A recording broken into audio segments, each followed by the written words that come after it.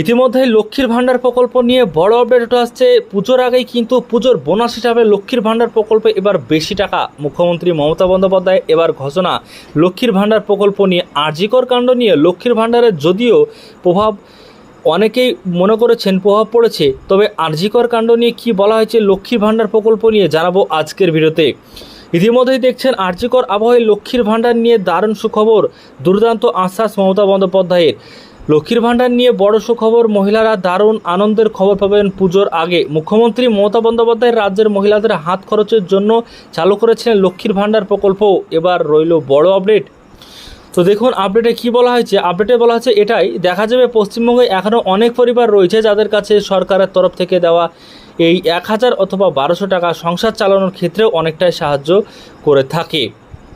রাজ্যের বহু মহিলা রয়েছেন যারা এই প্রকল্পের টাকা পেতে মুখিয়ে থাকেন। মাস কয়েক আগে পর্যন্ত প্রকল্পের টাকা উপভোক্তাদের অ্যাকাউন্টে ঢুকতে অনেকটাই সময় নিচ্ছিল, তবে পরে মুখ্যমন্ত্রী মমতা বন্দ্যোপাধ্যায়ের নির্দেশে সেই টাকা এখন মাসের শুরুর দিকেই অ্যাকাউন্টে ঢোকা শুরু হয়েছে। এছাড়াও বলা হয়েছে যদি মাসের শুরু অর্থাৎ 1 তারিখ ছুটির দিন না হয় তাহলে ওই দিনই সরকারের তরফ থেকে টাকা প্রদানের প্রক্রিয়া শুরু হয়ে যায়। 2021 সালের বিধানসভা নির্বাচনের পরে পশ্চিমবঙ্গ সরকার দ্বারা চালু করা এই জনপ্রিয় প্রোগ্রাম এখন আরও রমরমিয়ে চলবে। আরজিকর কাণ্ডের আবহেও আরও বড় সুখবর এলো। তো বলা হয়েছে মুখ্যমন্ত্রী মমতা বন্দ্যোপাধ্যায় সম্প্রতি এই প্রকল্প সম্পর্কে একটি গুরুত্বপূর্ণ আপডেট দিয়েছেন। এতদিন বাজেটের আগে পর্যন্ত লক্ষ্মীর ভাণ্ডার প্রোগ্রামটি জেনারেল মহিলাদের 500 এবং তপশিলি জাতি এবং উপজাতি মহিলাদের জন্য 1000 টাকা করে মাসিক ভাতা প্রদান করত। তবে এই বছরের লোকসভা নির্বাচনের আগে সেই ভাতা বাড়ানো হয়েছে। এখন জেনারেল মহিলারা প্রতি মাসে 1000 টাকা পান, যেখানে তপশিলি জাতি এবং উপজাতি মহিলারা প্রতি মাসে 1200 টাকা পান। এদিকে রাজ্যে আরজিকর হত্যাকাণ্ডের প্রতিবাদে অনেকেই লক্ষ্মীর ভাণ্ডার টাকা না নেওয়ার কথা বলেছেন। মহিলাদের রাত দখল নিয়ে গুঞ্জন উঠেছে যে 25 থেকে 60 বছর বয়স পর্যন্ত আর একেবারেই 1000 টাকা কিংবা 1200 টাকা করে দেবে না সরকার। জল্পনা দিন দিন বাড়ছে, এমন পরিস্থিতিতে দিন আনা দিন খাওয়া মানুষের মাথায় হাত। তো দেখুন বলা হয়েছে পুজোর মুখে এমন বিপদ চিন্তা বাড়াচ্ছে, এমন পরিস্থিতিতে সত্যিটা জানালেন মুখ্যমন্ত্রী। বলা হয়েছে স্কিমটি বন্ধ হওয়ার বিষয়ে সাম্প্রতিক কিছু গুজব সত্ত্বেও মুখ্যমন্ত্রী মমতা বন্দ্যোপাধ্যায় নিশ্চিত করেছেন যে লক্ষ্মীর ভাণ্ডার অব্যাহত থাকবে। তিনি ঘোষণা করেছেন যে এই স্কিমের জন্য নতুন আবেদনগুলি আগামী ডিসেম্বর থেকে প্রসেস করা হবে।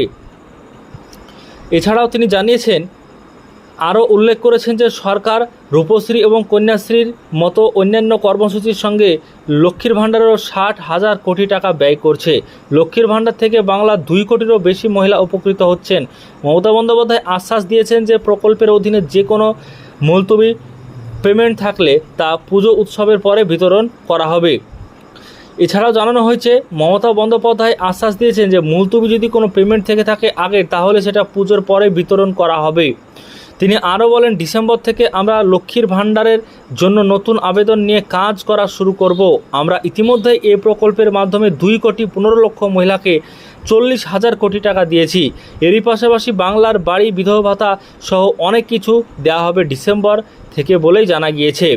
তো ইতিমধ্যেই লক্ষ্মীর ভাণ্ডার প্রকল্প নিয়ে পুজোর পরেই যারা নতুন আবেদন করেছেন ইতিমধ্যেই করছেন, তাদেরকে আগামী পুজোর পরেই ডিসেম্বর মাস থেকে শুধু লক্ষ্মীর ভাণ্ডার নয়, রূপশ্রী, কন্যাশ্রী, বিধবা ভাতা এবং সমস্ত বার্ধক্য ভাতা সমস্ত প্রকল্পে টাকা কিন্তু ছাড়ার প্রোগ্রাম নিয়েছেন মুখ্যমন্ত্রী মমতা বন্দ্যোপাধ্যায়। ইতিমধ্যে সেই ঘোষণা করে দেওয়া হয়েছে, সে আশ্বাস দিয়েছেন এই স্কিমটি কোনোভাবে বন্ধ করা যাবে না। তবে আরজিকর কাণ্ড নিয়ে যে আপডেট চলছিল ইতিমধ্যেই, সে আরজিকর কাণ্ড নিয়ে থাকলেও কিন্তু লক্ষ্মীর ভাণ্ডার অব্যাহত থাকবে বলে কিন্তু জানানো হয়েছে।